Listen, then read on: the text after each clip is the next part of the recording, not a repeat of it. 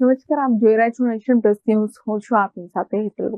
સુરતના city light વિસ્તારમાં આવેલી નવી બનેલી રૂંગટા ઓસ્ટ્રેલિયા નામની બિલ્ડિંગ નીચે ભીષણ આગ લાગવાની ઘટના સામે આવી છે, જેમાં આગના ગોટા દૂર સુધી નજરે પડતા ભયનો માહોલ સર્જાયો હતો. ખાસ કરીને બે બિલ્ડિંગની વચ્ચેના ભાગમાં આગની જ્વાળાઓ જોવા મળી હતી. આ ઘટનાની જાણ થતાં જ ફાયર વિભાગની 5 થી વધુ ગાડીઓ તાત્કાલિક ઘટના સ્થળે પહોંચી ગઈ હતી અને આગ પર કાબુ મેળવવાની કામગીરી હાથ ધરી હતી.